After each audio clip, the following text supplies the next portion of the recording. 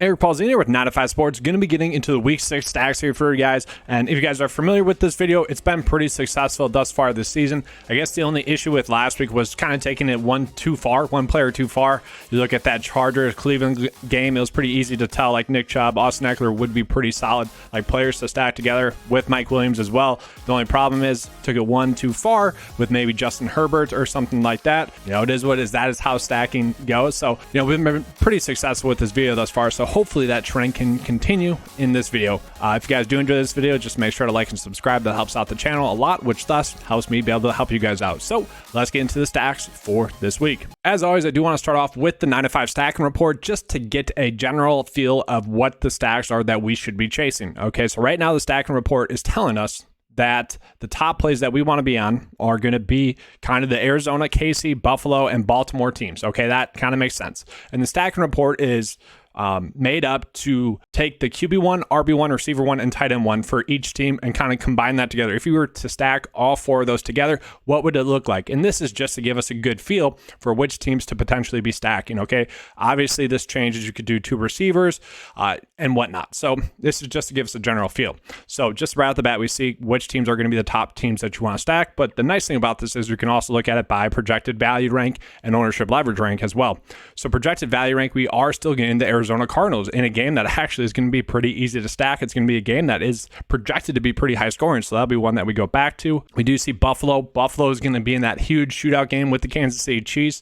Obviously, the Chiefs defense has not been that good, so the Chiefs defense are going to be someone that, you know, we're going to pick on in this game. So obviously, the Buffalo Bills make a lot of sense. The Arizona Cardinals, I already mentioned them. Baltimore, it does make sense. If Rashad Bateman is inactive, you could go Devin Duvernay, which it does seem like that'll be the case. The LA Rams popping up there again, the Kansas City Chiefs in that high-scoring game, and then the Tampa Bay Buccaneers, Minnesota Vikings.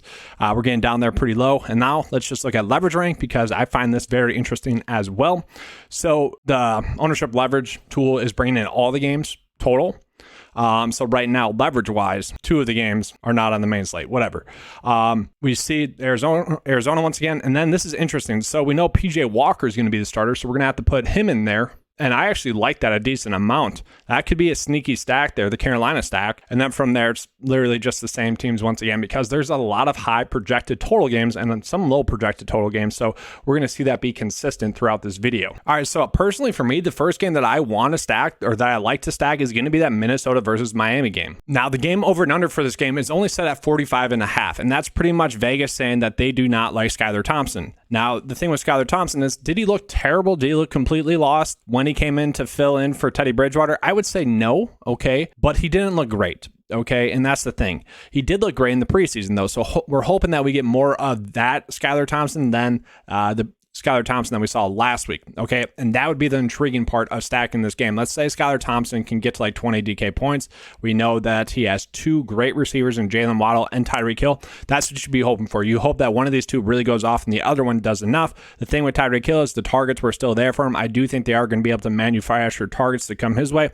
Then you got Jalen Waddle, who, you know, kind of been inconsistent, but we know that big game can be there for him. Am I expecting 40 DK points? No, but if he can get 20 DK points, that'll be enough. So I do like that. And then the nice part about this stack is actually the Vikings side of the ball with Justin Jefferson in this matchup against Miami, which has been a team that you have been targeting, okay? Obviously, Justin Jefferson, 3 games over 30 DK points. He had 2 duds, okay? But obviously 3 games over 30 DK points is awesome. That should be a trend that continues in this game, but you could take it further and you could look at Adam Thielen as well. You know, the targets have consistently been there for Adam Thielen. Needs a couple of touchdowns to really pay off. Well, not a couple of touchdowns. Needs more touchdowns to be able to pay off. Maybe he can do that in this game. 5.9 is a pretty cheap price point tag for him. The problem with Adam Thielen is that KJ Osborne has stepped up and playing a lot of snaps. He's playing about 80% of the snaps. So KJ Osborne is someone that is intriguing as well. Saw 5 targets last week. He's on the field a ton in an easier matchup. He is someone that I think could go off in this game as well. For me, I'm kind of picking and choosing between Adam Thielen and KJ Osborne for this kind of stack. For now, let's go Adam Thielen. And then, you know, you could go Kirk Cousins at 6K as well. I think that's a fine price point. I do think he's going to be able to go for 20 to maybe 25 DK points, but I do think that ceiling is capped. So that's why I don't really want to chase Kirk Cousins too much. I will say Raheem Mostert's still pretty cheap for how good he's looked the last 2 weeks. And maybe that's why you don't want to play Skylar Thompson, is because they might try to run the ball a little bit more with Mostert. And he's someone that I said, look good, had 100 rushing yards and a touchdown last week. Could that continue this week? Maybe. The Vikings defense is one that you can target because they haven't been that great against the rush this season. And then from there, I do like the Bucs versus the Steelers. Now, this is another game in which Vegas doesn't think is going to be that high scoring. The over and under for this game is only set at 45.5. Okay, but I do love the Bucs side of the ball. Last week, it was the Buffalo Bills in the stack against the Steelers. And yes, is there a drop off between the Buffalo Bills to the Bucs? Sure. Okay, but Tom Brady should be able to go off and dominate in this matchup. 6.3 is still a cheap price point for him. You look at what he did last week, 52 passing attempts. The week prior to that, 52 passing attempts. And then against the Packers, 42 passing attempts. They have realized that they need to start passing the ball a little bit more. Last week against the Falcons, Tom Brady was literally like a full yard away from 2 touchdowns, one to Chris Godwin and one to Mike Evans, who I personally still think he scored. They reviewed it. They didn't give him the touchdown, so I'm not going to argue that, but it easily could have been, a 30 DK point day for Tom Brady. Or no, I guess not, because Leonard Fournette scored a touchdown then later. But 26 DK point day for Tom Brady. And, we would like that a little bit more then. And maybe be priced up a little bit more. 6.3 is a great price point for this matchup with the Pittsburgh Steelers. And then from there, you could easily fit in Mike Evans, who's still kind of cheap given the matchup. Like I said, he almost scored a touchdown last week. Probably should have been a touchdown. He could easily go for 20 DK points in this game. And at 7K, that is pretty cheap. And then Chris Godwin, 6.1, still pretty cheap for him. Over 12 DK points each of the last 2 games. Nearly scored a touchdown last week, as I mentioned. You give that to him, and it's a little bit better of a day as well. Could he get to 20 DK points in this one? He could as well. So that is a nice little game stack that I like. If you want to run it back with Deontay Johnson or George Pickens, you certainly could. Deontay Johnson has been over 10 targets in every game except for one against the New York Jets.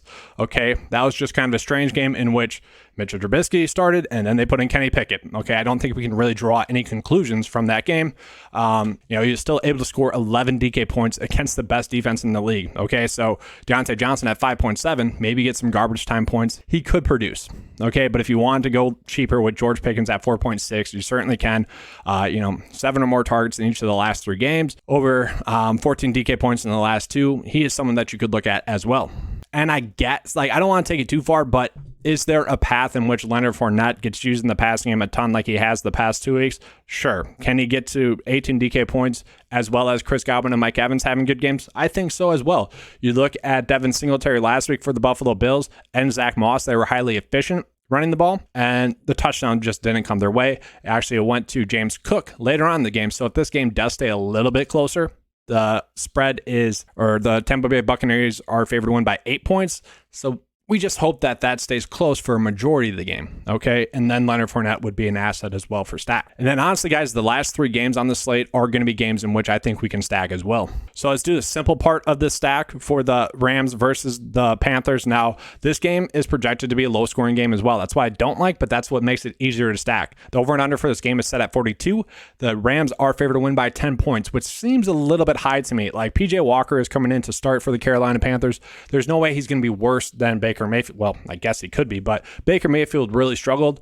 Okay, I expect he'd be a slight upgrade, honestly. And with them getting their head coach fired and whatnot, that team, I think they'll be a little bit fired up to play well. Okay, so I do think they have a chance to really, I don't want to say pull an upset, but be in this game. So just keeping it simple, Cooper Kupp.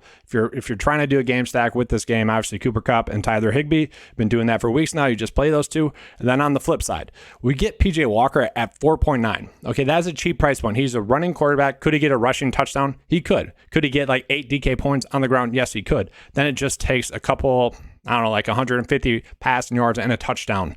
That's not too much to ask. And if you're trying to chase a game stack, obviously that's where the logic comes in. It's not something that we would chase optimally, but it is something in a stack that could make sense. It could work out. And then from there, I do really like DJ Moore as well at 5.1. We're getting him at a cheap price point. We know, we've seen the film. He's been getting open a ton. Baker Mayfield just sucks, and he hasn't been able to hit him when he's open. You guys probably watched the Thursday Night Football game with Justin Fields missing a bunch of wide open receivers. Well, that's been Baker Mayfield, just he's not as athletic with his legs. So, just not good either way. Hopefully, PJ Walker can be a little bit of an upgrade accuracy-wise and hit DJ Moore when he's open. He's still been getting, around 7 targets per game. 11 targets 2 weeks ago, 8 targets last week, over 10 DK points the last 2 weeks. If he gets a couple of those easier receptions made, he could easily go for 16 DK points. And at 5.1, that is a cheap price point, especially for a game stack. And I will say Shi Smith, still a cheap value play for someone that's playing around 75% of the snaps. Finally scored 10 DK points last week. You're really just hoping for a lucky touchdown or maybe 6 receptions for like 40 yards. You're kind of just hoping for that. But at 3.6, that is a very cheap price point tag, and that's kind of a nice sneaky game stack as well. And then from there, a game that I think a lot of people are going to be targeting, and maybe not as much as the Buffalo KC game, but the Cardinals Seahawks game is going to be much more easy to game stack, and that's kind of why I like it really the most on the slate. Now, I do worry. I don't think like these teams are going to be able to hit the 50.5 over and under. Like if I'm betting on it, like sports betting on it, I would bet the under. But for stacking purposes, I'm going to trust Vegas, and I'm going to roll out a stack that kind of mimics the projected over and under. So with that, you'd want to stick with Geno Smith, who, yes, the efficiency is going to drop off at some point here, okay? He's just not passing the ball enough to sustain that, and he's not getting enough rushing yards to sustain this as well. But we look at it, guys, 3 out of the 5 weeks, he's been over 17 DK points. If he does that at 5.7, that's certainly enough. Obviously, we want more of that ceiling game where he's getting around 23 to, 30 DK points. We're not expecting 30 DK points, but potentially could get lucky. Okay, this over and under is kind of suggesting that is a possibility as well. So at 5.7, Geno Smith does make a lot of sense. And then you're just kind of doing the easy approach. The matchups are difficult in the receiving game, but once again, the Vegas over and under thinks it's going to be a higher scoring game. So let's just trust that. Then you would plug in DK Metcalf, who, the last 3 weeks, he's been over 17 DK points. We'll trust that for now. And then Tyler Lockett as well. Pretty cheap for the consistency that he has also had thus far this season. Over 14 DK points in 4 out of the 5 games.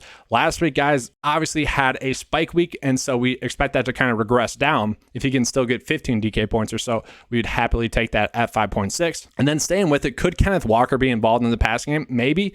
I don't know. Kenneth Walker did make a NFL running back cut to score a touchdown last week. Okay. It was a play that I think a lot of NFL running backs would make, but he still made it. Like, we're not penalizing for that. It was a great run. He was able to score. I just don't think we can expect that yards per carry once again. Okay, I think we kind of just expect what Rashad Penny had done, and if he scores a touchdown, that's how he's going to hit value. On the flip side of that, though, guys, I do really love Eno Benjamin, who's going to be filling in for James Conner. Eno Benjamin should play a majority of the snaps for the Arizona Cardinals, and if he does, he should get around those 4 targets that he has seen in 4 out of the 5 games. And if that occurs, he should be able to score around 6 DK points in the passing game, and then he just needs to get a maybe 40 yards rushing, possibly could get a lucky rushing touchdown as well. At 4.6, that's just extremely cheap, and it makes it super easy to stack this game, and that's what I like about this game is that you throw in Eno Benjamin, Geno Smith, and you're kind of sitting pretty in terms of stackability of this game. And then from there, a lot of people are going to be playing Marquis Brown if they are game stacking this game, and I'm one of those people. He has been getting so many targets, over 10 targets the last 4 weeks, over 20 DK points in the last 3 weeks. And guys, Philly is a tough matchup, was still able to score 20 DK points. The Carolina Panthers aren't a lost matchup. It's not one that you are afraid of, but it's not one that you're specifically targeting. Now, the Rams are kind of that, but you expect them to play better. The fact of the matter is, he's been really solid thus far this season, and for a game stack, it does make sense to continue to roll with that. And then I will say, if you want to flex Rondell Moore, who looked very impressive last week and is still way too cheap for how good he looked and how many snaps he's playing, around 90% of the snaps is what I expect for him in this game, maybe 80 to 90%, I should say. But 8 targets, 7 receptions, 13.1 DK points at this price point in this game over and under, that is just way too cheap. If Vegas is correct, Rondell Moore at 4.2 is just way too cheap. He should have a great game, and he did look good last week, okay? I was very impressed with Rondell Moore's abilities last week. And then, I don't know if we need to take it this far, but once again, given the 50.5 over and under, that high over and under, in this matchup for Zach Ertz, 4.9 is a lot to pay up, but could he go for 10 DK points once again? He could. And just all these players are kind of hitting their averages. This is a solid stack as it is. And then you have a lot of salary left over. Like I mentioned, guys, I love Stevenson as a running back play on the slate, but then you have, $5K left over for a defense. So, you could find a way in which maybe you do worry about the Seahawks matchup a little bit and you only play one of the receivers, or vice versa. Maybe you just pay up for Kyler Murray because you're worried about how many Cardinals you have. That could be a route that you go as well. And just for example purposes, that's how it would look like. And then then you can pay up for a defense that you like. I like the Jaguars, so a pretty solid game stack right there. And now the game that everyone's going to be trying to game stack, the Buffalo Bills versus the Kansas City Chiefs. The over and under for this game is set at 54. The tough part about this game is that it is extremely hard to stack it given the prices, and that's kind of why I like that Arizona game, because you can fit all the key players and playmakers into your build. Whereas for this Buffalo game and the Chiefs game, it is more difficult to do that. So obviously, if you are kind of chasing this game, I would say just go with Josh Allen instead of Patrick Mahomes. We can just see matchup-wise, that's the approach that you want to go with. And the $200 price difference compared to the average fantasy points scored, it just doesn't make sense to go with Patrick Mahomes over Josh Allen. Maybe ownership-wise, that'd be the only reason, but I like Josh Allen a lot. Running back wise, it's tough. Okay, like I do still like Devin Singletary, who's still, he's the RB1 in this offense. And if this game stays close, unlike the game last week against the Steelers, then Devin Singletary would be a value. He still saw 7 yards per carry. Okay, he was still highly efficient. They just didn't need to use him. Okay, James Cook came in and scored a touchdown later. That could easily been Devin Singletary's touchdown. So maybe Josh Allen just doesn't go completely bonkers passing the ball, and maybe Devin Singletary gets a rushing touchdown, or maybe runs for 50 yards and gets 5 receptions once again. I could see that happening, and at 5.9, still too cheap. Only reason I would be playing him specifically is for the game stack. And then I don't really like any of the Chiefs running backs, and that's kind of the theme, is that the Chiefs are tougher to play this week. From there, you do want to play Stephon Diggs, who's just been highly efficient thus far this season. Every game over 10 DK points. He's really kind of broken the slate 3 out of the 5 weeks. So yeah, some that you want to target, especially given this matchup. And then Gabe Davis, you could even play. That's the thing with Gabe Davis. What we saw last week is kind of Gabe Davis in a nutshell. Okay. He's playing so many snaps that if he connects on one of those long passing touchdowns, he's kind of just breaking the slate, especially given the price point. Okay, this is a matchup in which, game stacking wise, I will be chasing Gabe Davis. Okay, it does make sense. And then the question is, do you play Isaiah McKenzie? Okay, his replacement last week scored a touchdown, scored 16.5 DK points, and then you would just see that position has now scored over 12 DK points in the last 3 weeks. Okay, so maybe Isaiah McKenzie at 5K would be a play that you go with, but you do kind of want to find a Kansas City Chiefs player to play. I'm struggling with this, guys. Like MVS has best game as a Chiefs player last week. Seeing around 7 targets per game in the last 4 weeks at this price point in this game, you're just hoping for a deep ball catch for a touchdown. Maybe you can get behind the defense and finally, contribute a decent amount to this offense. It's tough. And then like Travis Kelce, like we can see it is very difficult to make this work. Okay, like it's very tough to make this game stack work. Obviously, I don't really need to touch on Travis Kelce as a tight end play, guys. But let's just go with the lowest price defense to try to make the stack work, and we won't be able to make it work, just as an FYI. So like putting Eno Benjamin and the Panthers defense in there just for now, and then like, all right, we can't play Travis Kelce. Let's try to maybe fit Zach Ertz. Try to game stack both the most intriguing games here.